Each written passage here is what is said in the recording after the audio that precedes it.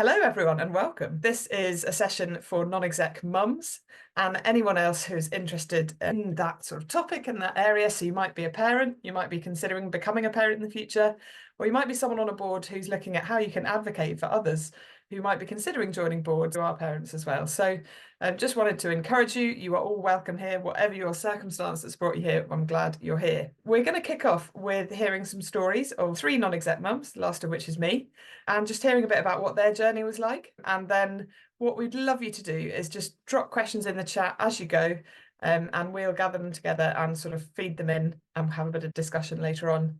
So we're going to kick off with Liz Cain. Liz, do you want to introduce yourself professionally as well, and share a bit about what your journey's been like? Thank you, Sarah. Very excited to be here today. A brilliant topic to be talking about. So I'm Liz Cain. I was on the board of a housing association for 7 years and also chaired the Audit and Risk Committee. I have a full-time day job as well. So I work for an insurance company in the investments team, and I run a transaction team there focused on private debt.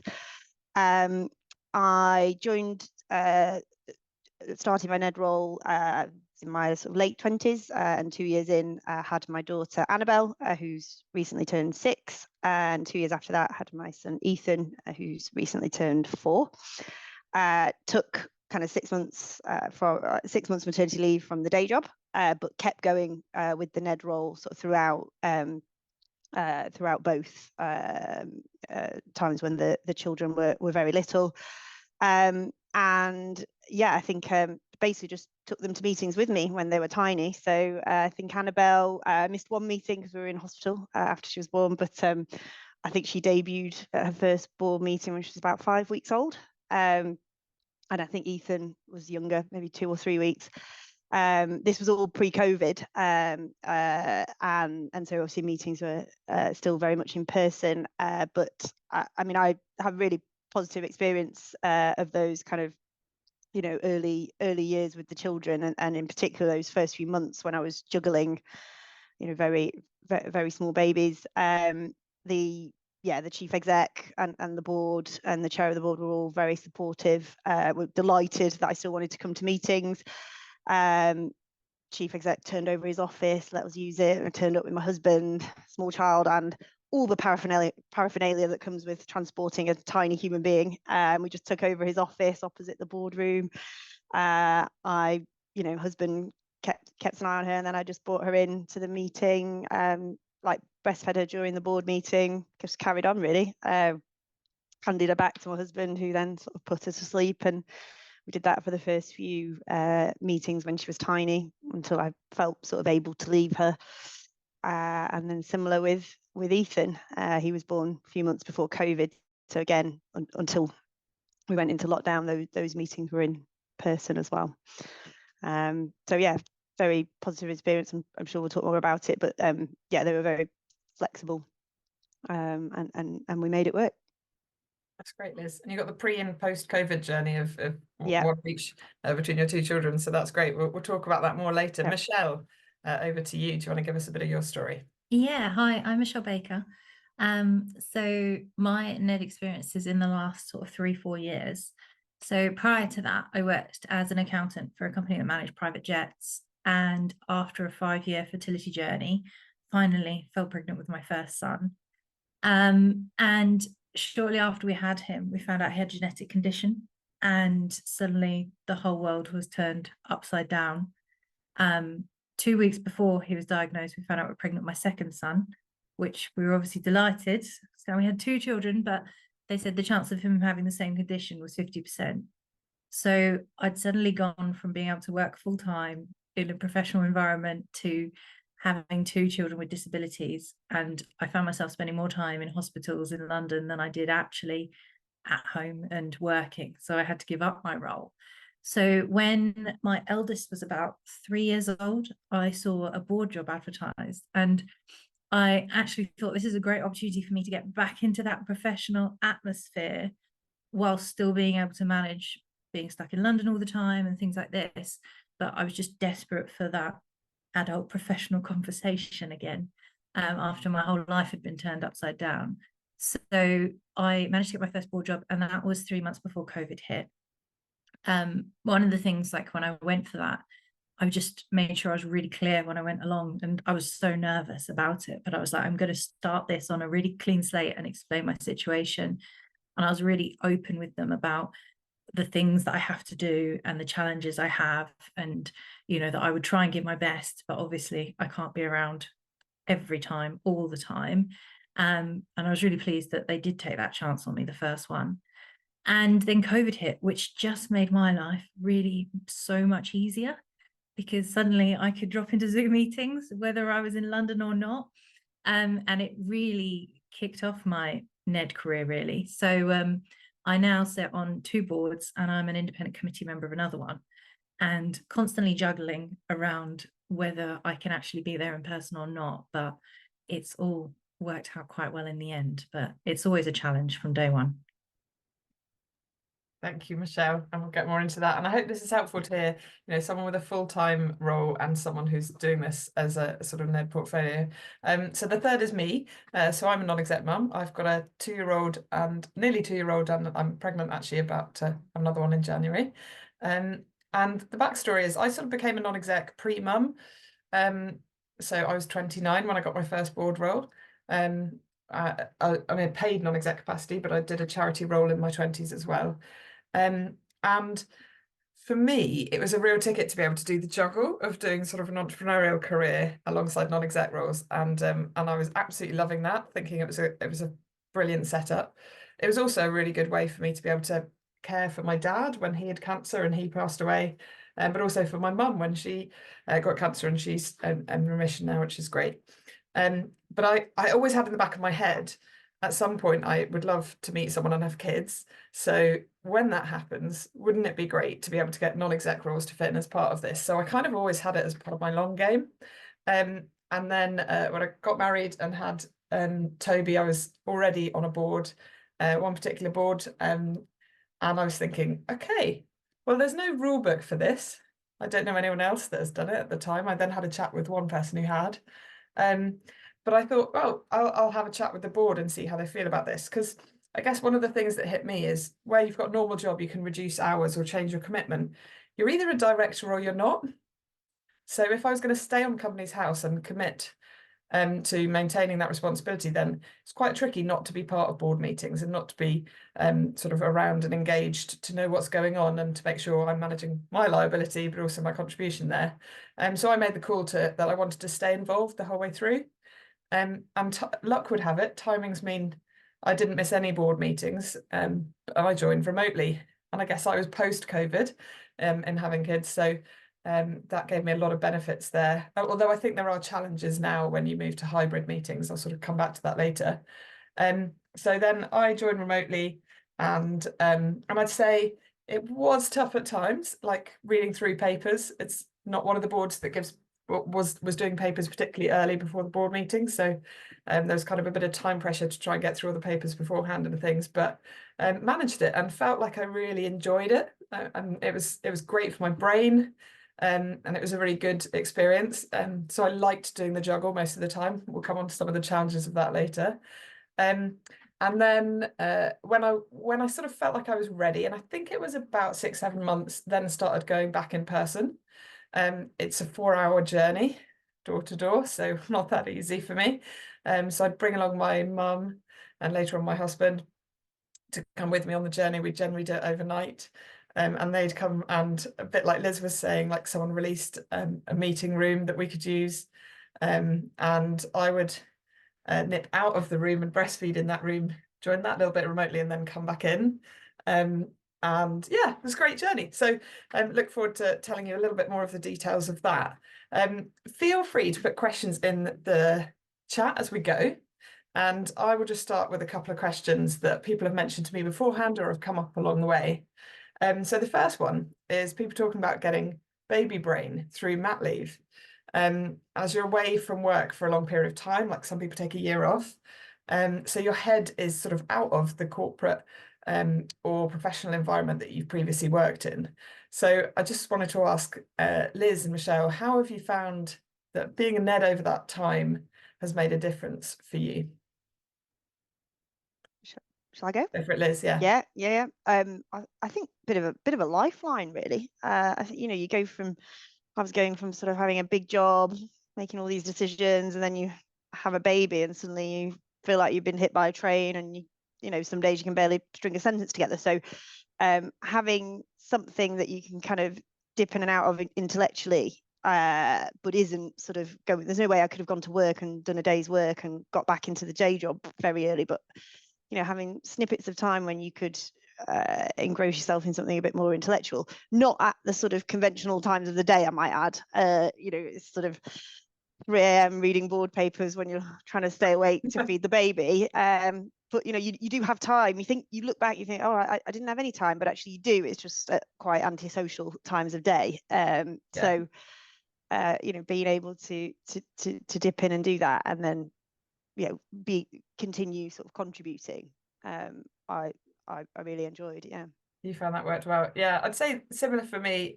Weird times of reading papers, and I think the confidence drop I've heard women talk about, I didn't really experience, and I think that's because I was running dynamic boards alongside doing my board role and having a baby.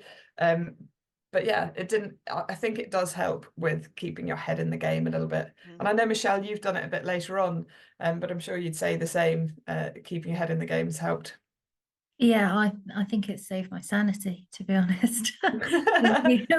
Like you say, having that intellectual conversation. And I think the only thing I found is that I have to really expose myself in a way that you don't usually have to, like being really open with people about my situation, because there will be days when I have had no sleep and I've spent dealing with issues and things like this, and making people a bit more aware of that situation actually really helps. And you have to expose yourself a bit more than you'd probably be comfortable with.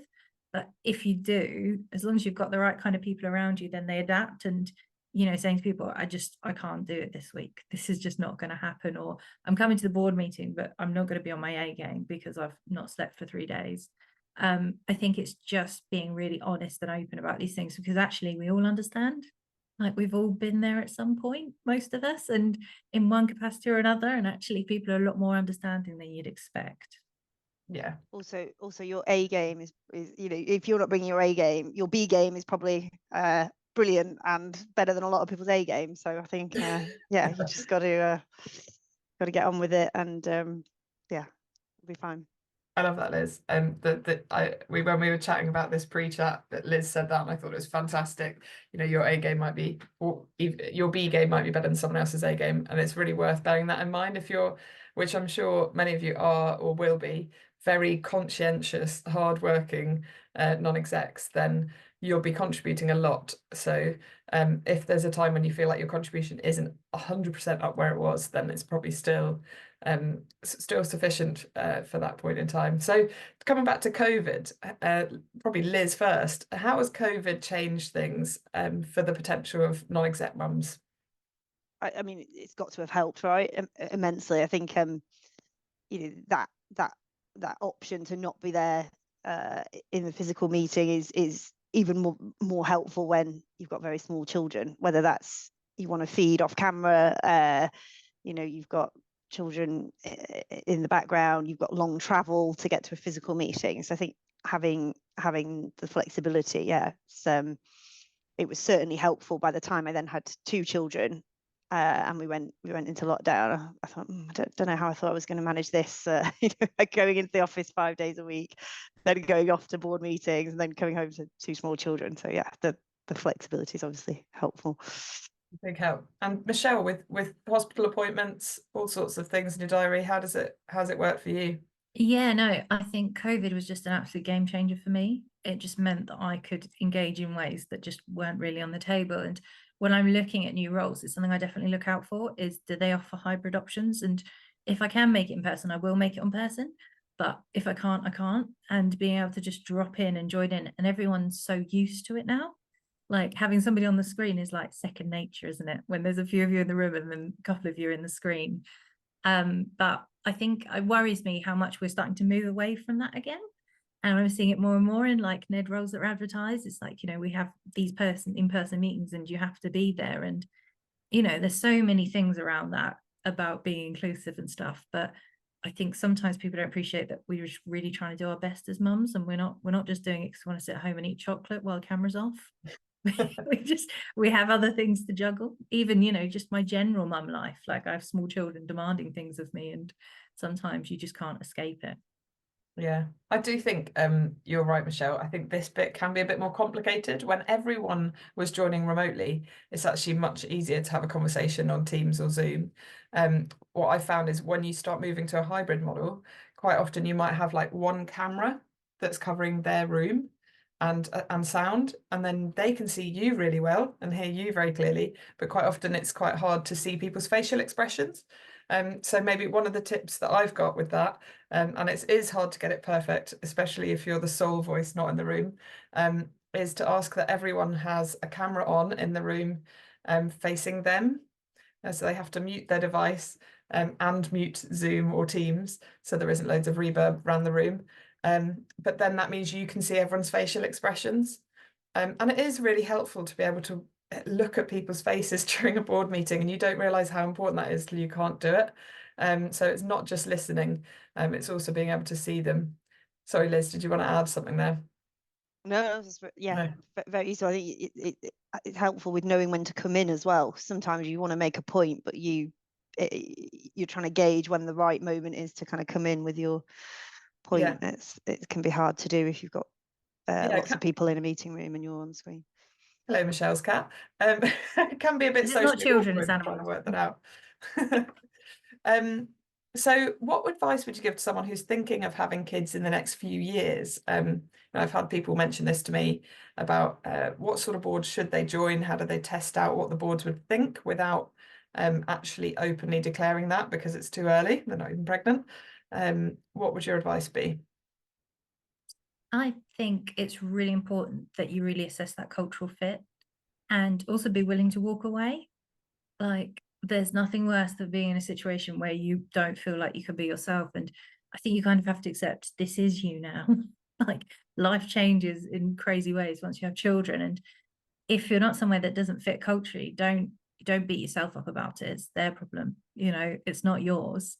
And I think that's the really important thing is, you know, being open, like I said, but seeing how they receive that. If it's not well received, you know, I know it's easier said than done, but I'm quite happy to walk away from someone who doesn't meet my match culturally, because I think that's so important. Yeah, I'd agree. I think with any of these processes, I see the interview process is two-way, right? They're seeing if you're the right fit for them, but also are they the right fit culturally for you? I don't think you need to go in there and state your intentions. Like, maybe you want to have children, maybe you don't, and plans change. But you do want to make sure that it's the right sort of cultural fit for somewhere that's going to be supportive. And I think you get a good sense of that, or you don't. And you get a good sense of the people you're going to be working with. Yeah, I think one of the tricky bits is quite often you're talking to a board who haven't really thought about this before, just hasn't been an issue. Yeah. Like, none of the non-execs have had kids while they've been on the board, or if they are, they weren't the primary carer, so it wasn't something that massively impacted their non-exec role. And I think it's also just helping them through that, so they might not know what they think about it straight away. So you probably need to be a bit more considered in how you approach that. Whereas when you go normally to a line manager and you've got a full-time job, they've got a mat leave policy and they've got it all sort of laid out of exactly what should come next. But I'm hoping that's where something like this and hearing how other people have done it and navigated it can give you a little bit of a sense of what might be an option.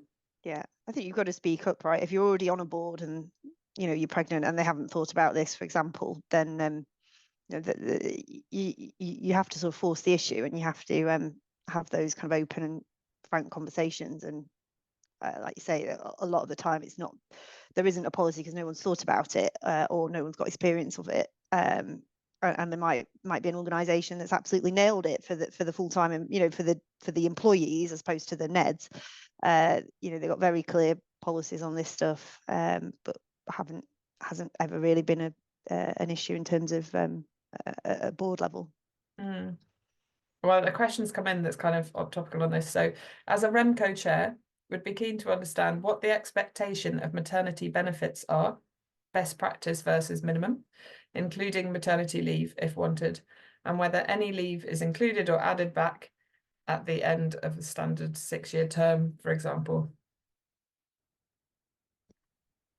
I can give some high-level thoughts. It's a brilliant question. I think it's probably going to be quite hard to have a one-size-fits-all policy, right? Because to your point, I think you made the point at the start, Sarah, like some people will want to keep going with this throughout. Some will say, actually, no, I do want, I need to take a break from it. So I guess you have to be in tune with either of those options.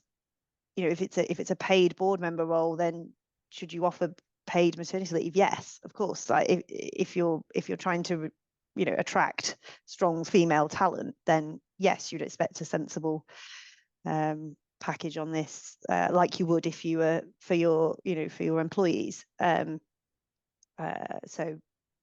yeah, I think but be mindful that some women will want to just keep going or do a little bit less than they were doing, but still keep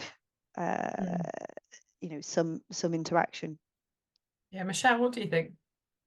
Yeah, I think this is quite interesting because, you know, I don't know so much about maternity leave, but the general support you give around people with children, I think it's kind of assumed that once they've got to a year old or 9 months, then we don't need any other accommodations going forward. So I think it needs to be thought about in the bigger picture of how do you support NEDs with children, full stop.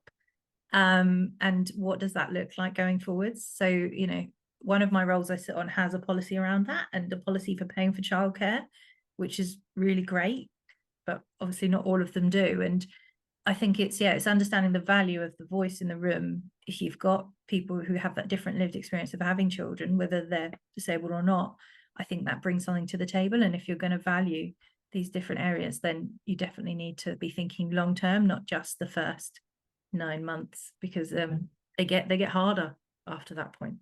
They don't get easier.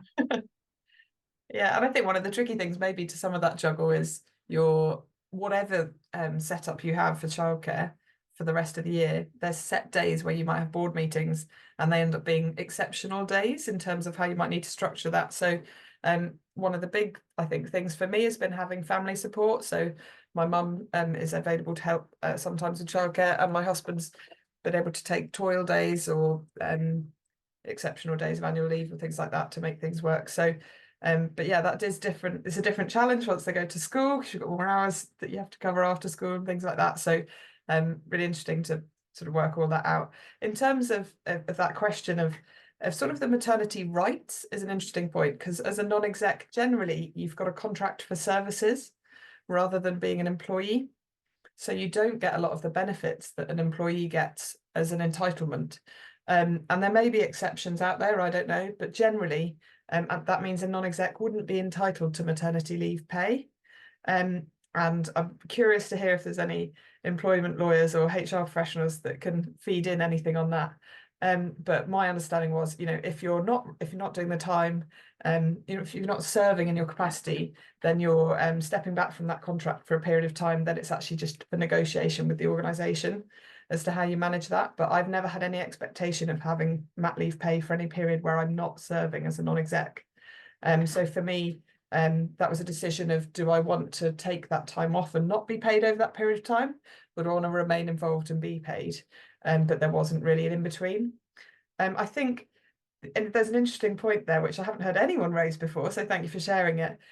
If you did take the time off, and you said potentially if you wanted to have a year off, being involved on the board, I'd say one of the key things is to make sure that that's reflected in your responsibilities. So you can't remain responsible as a director of a company and not be involved for a year. I think that's very high risk for the individual.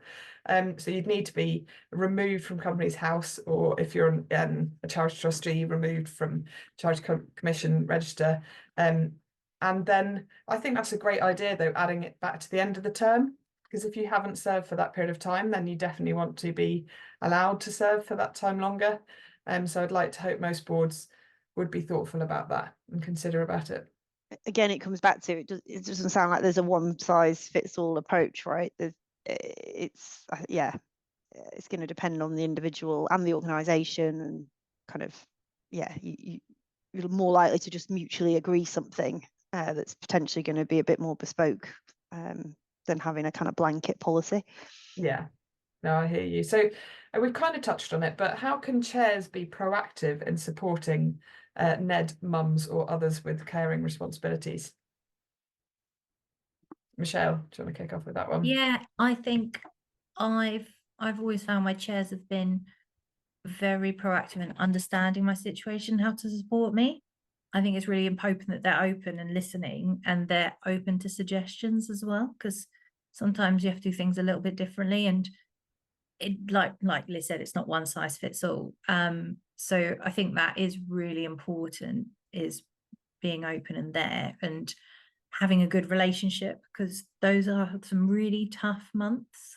The first year, it stayed tough for me, but you need support, and you need to be able to have that really open relationship where you can go, you know what, I'm not going to make that strategy day because of XYZ. Is there anything I need to know? Just having that flexibility, and not, well, here's a red mark against your name because you've missed a meeting. It's that understanding that's really important. But I guess that comes into the cultural fit, and finding an organization you work with. You want a chair that's going to support you, not just tell you off for not doing what you should be doing. I've seen in Scotland in particular, they've mentioned that people on maternity leave or who've just recently had children are encouraged to apply for roles as well. And one thought I have had is, I think it's really hard managing what you've just described, Michelle, if you've literally just joined the board whilst you're on mat leave. I think that's a tough way to manage it. I think it's much easier if you've already got to know the chair, got to know the board, build trust, build relationship with them. That's definitely, like it was for me, much easier in that sort of scenario. But there's no rules here, so you could be doing it just as you go off, and I think that is possible, and there's definitely boards out there that will be open to that as well. Liz? Yeah, I think so I'd echo a lot of the points Michelle made. When I was on the board, I mentioned I was chairing the audit and risk committee, and because that was a smaller committee in terms of number of members, and the other members were quite flexible, like retired or had quite flexible working patterns. When I was on maternity leave from the day job and I was chairing it, they would move the time of that meeting, instead of it being sort of early evening, same time as the board. For 6 months we had it at kind of lunchtime, so I could go out over the baby's sort of long lunchtime nap, so leave them, but actually not really miss much because they'd largely be asleep. So that was just a good example of, like, actually, because there's only 3 or 4 on that committee, let's do that. We can't move the main board, but being flexible there around if you've got sort of subcommittees, the timing of the meeting. I think one of the strategy weekends, like we used to do an annual board strategy weekend, and it was normally away somewhere, sometimes even could be like 2 nights away, and for one of them I was heavily pregnant with my second child, literally like 8 months pregnant, so they did it in London, in central London. I live in North London, and they all stayed overnight the night before and had a dinner. Obviously, I mean, I was probably in bed at like 8:30, so I didn't go to that. I just stayed at home, and they paid for a taxi to bring me in the next morning for all the important strategy discussions, and a taxi back. I could have got the train, but it was just more tiring. It was on a Saturday, I was still working. So those were just, I thought, some good examples of the small things, but that really made a difference in terms of my ability to attend and kind of contribute. So just talking and being open to those conversations, really, I think. Yeah, that's great, Liz. It's good to have some little anecdotes there. I think for me, some of it has been advocating for yourself as well. And just hopefully your chair is really receptive when you do bring things up. So like we've probably got one of our governance committee, and I'm chair of the governance committee, meeting 4 days before I'm due in January. So I just thought, I'm going to be proactive here and say, look, I am hoping to make all the board meetings. That one I'm less able to commit to. So I guess making the plan, having the conversation and saying, would you be able to deputise for me for that one? And I may well not be able to make it, and it might be a bit last minute. So that's sort of one of those exceptional circumstances, but the chair's really receptive to it. He was great. Can I throw a rogue question at you, Sarah? What if you're not getting that sort of support and from the chair or from the exco, whatever? What if things like I feel like we've all been very positive about our experience. What if things aren't going quite as well? What advice would you have? So we haven't prepped this one. This is me going rogue. I think hopefully, it depends how long you've been on the board, but hopefully you've got to know other characters on the board. You might have a vice chair that you can talk to, or a senior independent director, to say, look, this is what I need. I'm not quite getting it.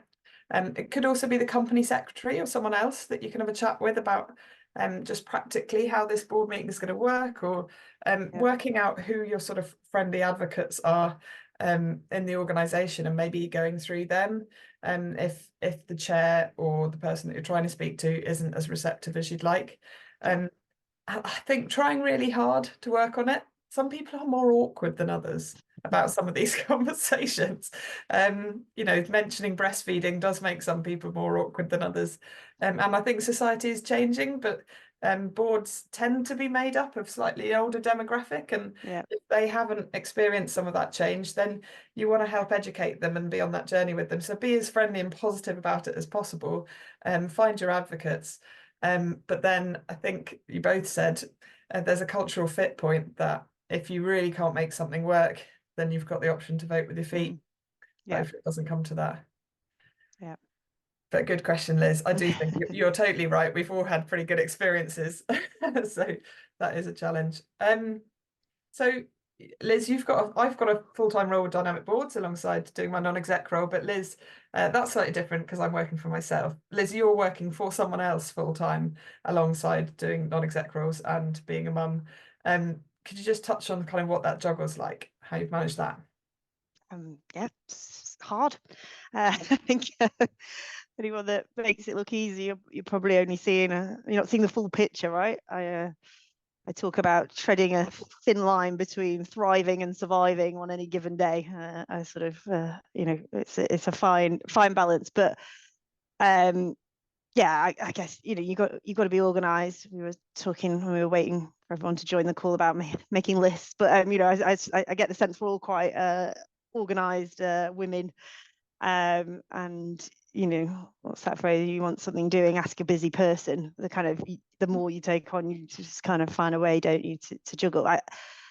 Probably what I would say is just I try and hold firm to my sort of red lines. So if I'm leaving, I need to be flexible in the way I work, but there'll be certain times that are protected. So if I'm leaving the office to get home for kids' bedtime, I'm unavailable for a bit. Weekend daytime is precious, so if I've got to do board prep, it's not a Saturday afternoon. I'm probably doing that of an evening. So being clear about when you are and aren't protecting family time and so on. Yeah, that's a good point. And I guess we had a question there about what are the tough elements of juggling board roles along with your work and other responsibilities. So that's a bit of the reality check from Liz there. What about you, Michelle? What are the tough elements? I think there are moments, and I've tried to do other work alongside, and last year I gave up 2 roles because I realized actually I was just burning myself out. And I think you do have to be really self-aware and just review yourself, and I don't think I did that. And it's something that we should all do, is just take that time. It was quite like I ended up with alopecia, my hair started falling out, and I was like, something needs to change because it's obviously too much. And I think it was quite bad that it reached that point before I realized it, before I saw it. So I think we do have to just be a bit self-aware of we're not superwomen. We can't do everything. And as much as we'd love to, we can't. So just sort of making sure we look after ourselves as much as everything else. I think that's really important because, we can't do everything, but it's a challenge, but you have to work out, and lots of lists. I live with lists. Lists are the answer to everything. Yeah, I think for me, I totally agree with you. You can't do everything. And I think the big lesson is I'm a real optimist. I'm very find it hard to say no to things, so I'm always opening doors, opening opportunities, but actually I found that my non-mat leave was really good for me in learning how to be a bit ruthless with my time. And I'd say, and feeling confident about that. So I would say no to a heck of a lot more. I was really focused on my to-do lists and what actually had to be done. With dynamic boards and with my board role, it's sort of given me a lot more laser vision that I don't think I've ever really had, and that has stuck. So when I've been back to working full-time now, I think I am very clear on priorities in a way that I wasn't before. So again, probably to say what's the tough elements, and I've spun it into a what have I learned that's really helpful there. But I think some of the tough elements, yeah, are reading board papers with less sleep, and longer meetings. I'd say actually our board meetings are shorter than they used to be, but they used to be a full 9 to 5, and joining that remotely can be quite tough going, particularly when other people are in the room. Just, yeah, physically just quite exhausting if you haven't had a lot of sleep. So thankfully our board meetings have shortened slightly, and I'm sure that'll be a help to me. But yeah, it is tough going, and I think for lots of people, you know, you hear of prime ministers of other countries that are back at work quite soon after having children, and juggling all sorts. So there are women doing all sorts of ways of working, and kind of want to promote that and the opportunity to do it in whatever way suits you. But it is not for the faint-hearted. It's definitely hard work. We've got a very practical question here that I don't know the answer to. I don't know if either of you do, but it might be one that we can pick up afterwards. If you're earning money as a non-exec, do you lose some maternity pay options for your full-time role if you're on mat leave from that? I don't know if either of you know. This is more of definitely a HR professional. Yeah. It'd be great to hear from on that point. No, well, I'm going to pick up on that one, and whenever we share this video and post blogs about this as well, we will get you some answers, because I think it's a really good question. I know there are a certain number of days that you're allowed to work, and I think it's around 10 days before your mat leave becomes void if you're receiving any government funds, but I'm not sure if that's the same with the company. There might be some negotiation to be done there, but we'll definitely take that one away. So other questions coming in. What's the difference between being a NED on a public sector housing association board versus FTSE 100, FTSE 250 company for mums? I'm put off applying for those roles as I'm worried there'll be less flexibility. What do you think? So maybe it's worth just saying timings of board meetings. So mine have been whole day board meetings, and I do think there is an element of working out what the structure is of board meetings as to what you can manage at what stage, and whether they're open to joining remotely. But what do you think, Liz, Michelle, on different types of organisations? I think it comes back to that culture point, right? You'll get a good sense of what the time requirements are. That'll all be part of the application. They'll say the number of days per year, that you can make an assessment about whether you think that is feasible or not. But it comes back to that sort of culture and flexibility point. There will be some FTSE 250 companies that have got a really good flexible working culture embedded already in their organisation. Some that are miles away from embracing that, even just at an everyday level, not just at a board level. Ditto, there'll be some housing associations that are really flexible. There'll be some that probably, you know, again, have got a board where this just isn't on their radar, maybe aren't that accommodating. So I think it really just depends on the organisation and what their ask is of board members, and what you're able to give. You know, some board roles maybe seem very, very large if you've got a full-time job and no kids. It may be that the commitment that they're asking for is unrealistic, even without having to sort of juggle small children. So I think it will just depend. Yeah, thank you, Liz. Michelle? I would say definitely apply though, because you don't know, like we were saying earlier, that interview process is a really two-way process. And I think sometimes some of these FTSE 200 companies just look really severe on paper. And I think there's always just go for it and go for the leap and then decide if it's a cultural fit, because, you know, so many people struggle to come across well on paper, and it's generally a sex like problem, isn't it? That just they're always so wordy and like 5 pages long, and We were talking about this the other day, weren't we, Sarah? Mm.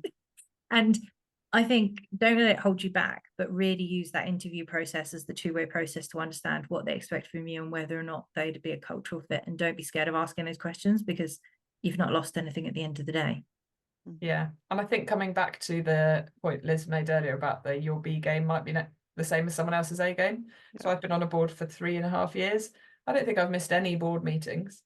And when you look at lots of organisations, depending on the size and scale, actually state the attendance levels of board members. And when you look through that, you see there's lots of board members that have missed a board meeting in a year, which is something that I would desperately try and avoid doing. But actually, maybe it would mean I would miss one, and that's okay. And there are times when you will have to miss a board meeting, and I know Michelle's talked about that when there's emergency hospital trips and things. There have been times, but they've actually ended up being very rare, even for Michelle, in her situation. So I think don't be too harsh on yourself as you consider the commitment that you'd be making, because it may well be higher than you think, than others think, or you just might be putting yourself down a bit there. I also think the role models we've had globally on women that have been prime ministers and doing some really huge roles and have managed to do some of that juggle means there should be no board in the UK that is off limits. So I really would keep your mind open in how you approach that one. So if you're someone that is, ready to be joining the board of a FTSE 100, 250 and you're about to have children, I guess my message is do not let this put you off. Yeah, go for it. Think, what would a man do in this situation? They'd apply, right? I think it's being really stereotypical. We are, you have a man and a woman and they're same skill set, same expertise, and they see a job being advertised and the woman would be like, oh, I can only do 80% of that, I won't apply. And the bloke will be like, oh, I can only do like 40% of that, I'll apply. And I know that's really stereotypical, but that is kind of there's a reason why there's that stereotype, because we do, I think inherently we have that imposter syndrome, we hold back a bit. So yeah, just stay in the mix and give it a go, see where it takes you.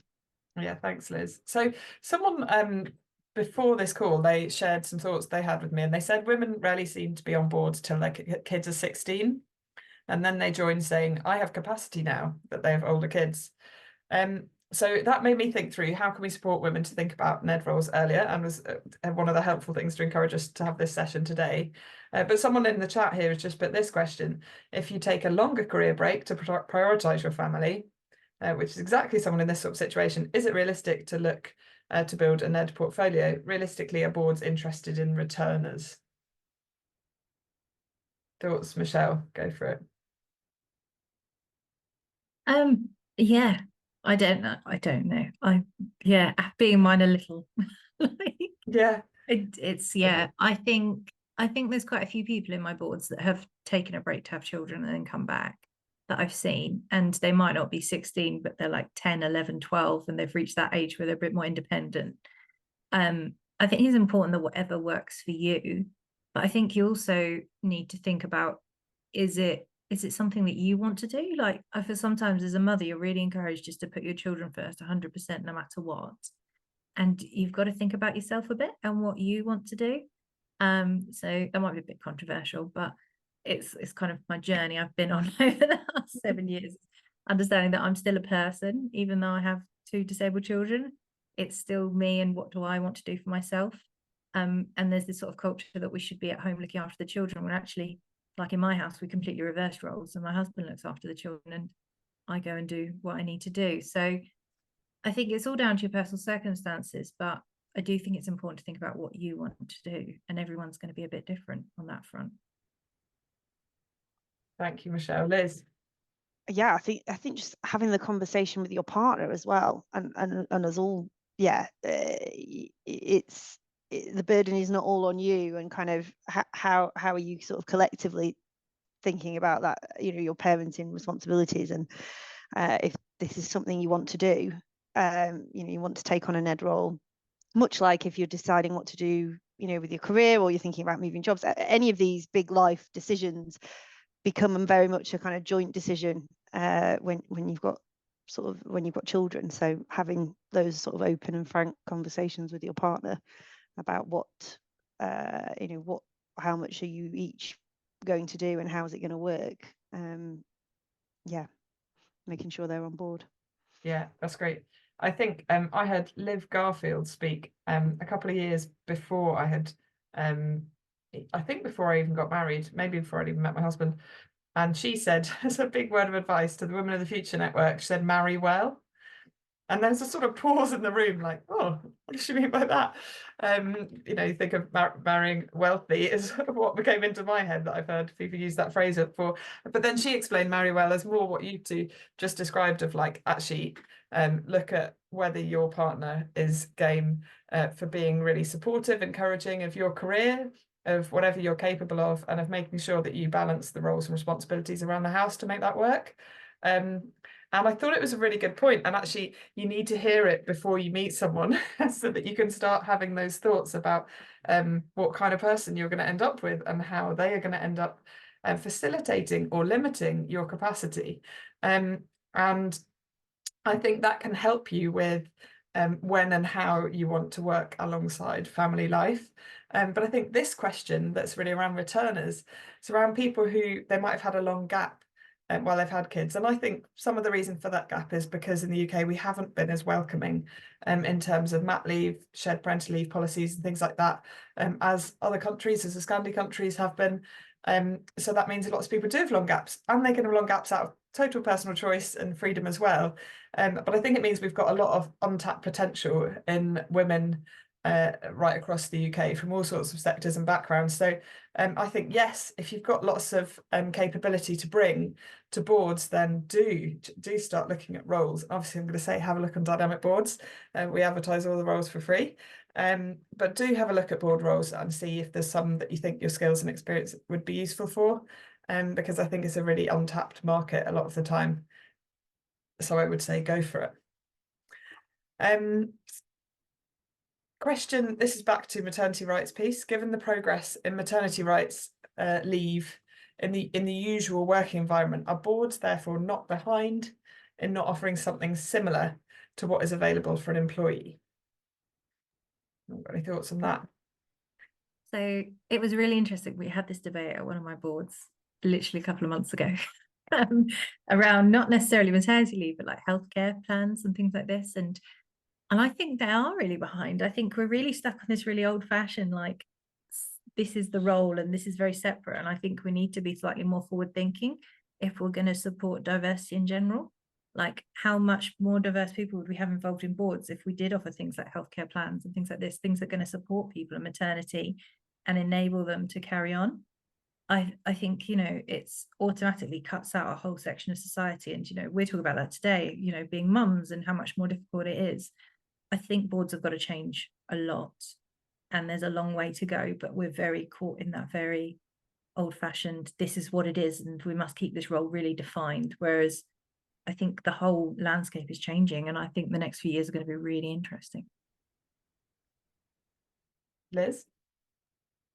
Yeah, and the fact that we're having this webinar and this debate on this topic, right, is kind of, there's work to be done in this area, kind of to encourage, you know, proper diversity at board level. Yeah, a lot of companies have cracked this for their employees, haven't thought about it at all for board. So yes, I think there's more to be done.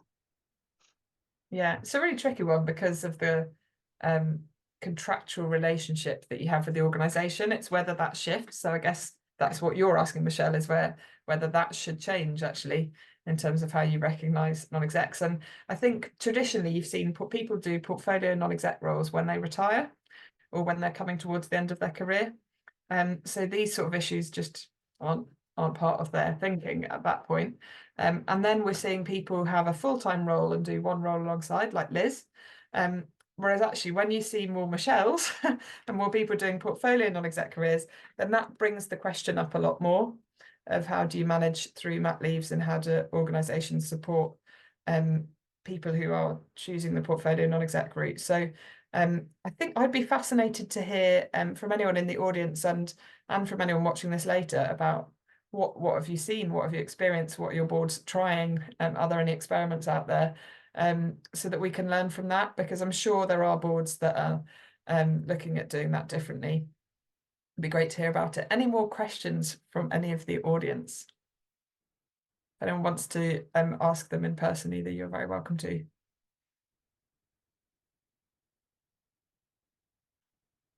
Or we might come to each of the panel members to say what would our final messages be, or hopes for women that are thinking about joining boards or continuing as a non-exec through those potential mum years. I think just go for it if it's what you want to do. Yeah, have that conversation with your partner. Have that conversation if you're like me and you're juggling that with a day job as well. Have that conversation with your employer too, because a lot of the time there'll be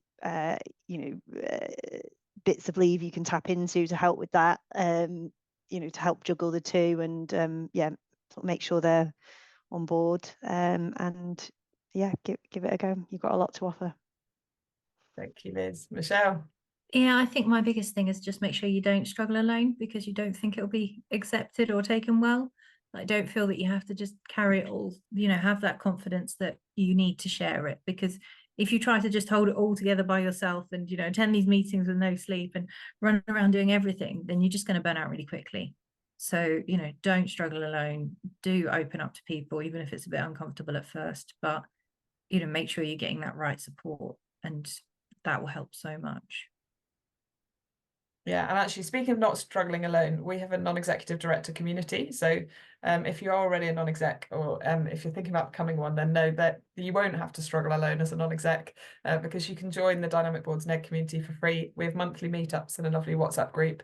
But also it's a way, and I'd love to support all of you with this, if you have an interview, or if you have anything coming up where you think, I'd love to talk to someone who, and then you can describe, they might be work on a public sector board, on a private sector board, taking on their first chair role, anyone in any particular circumstance you think it would be really useful to have that conversation, then let us know, and we can help put you in touch with them. And I know our NED community has been a phenomenal support between individuals that are in those kind of positions, so that you get to have some of these kind of conversations to see how others have navigated things. And I guess for me, one of my big messages would be, historically, these board roles have been taken by kind of one generation, and there's a huge amount of benefits from the flexibility. And I've spoken to lots of people who are looking after their grandkids, as well as doing board roles, or who are caring for elderly parents. And that's because there's a demographic that have gone for those roles who are also facing those responsibilities. And I think that's fantastic, great for them that they've got that. But also, let's think about how do we facilitate women and others with other responsibilities earlier in their career, also having the opportunity to benefit from the portfolio and the working career that you can create with non-exec roles. And personally, I've done 4 board roles now, and I absolutely love it.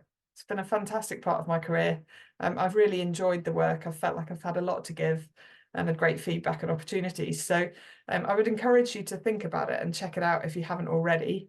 And obviously we advertise all the board roles, so come and have a look on Dynamic Boards. But also, if you want people to cheer you on, let us know. We're really keen to support people on that journey, particularly younger non-execs who might not have thought that this was an option that's available to them. They might not have seen many people do it before. Hope it's encouraging to see Michelle, Liz, and myself, that we've been there, we've done it, and we're not superhuman. We've had some struggles along the way, but actually with a little bit of advocating for yourself and challenging some of the processes and procedures that might have been in place, helping boards that have never had anyone breastfeed in a board meeting, or need flexibility to visit the hospital for 2 disabled children, then there's a lot of journeys that those boards have had to go on as well.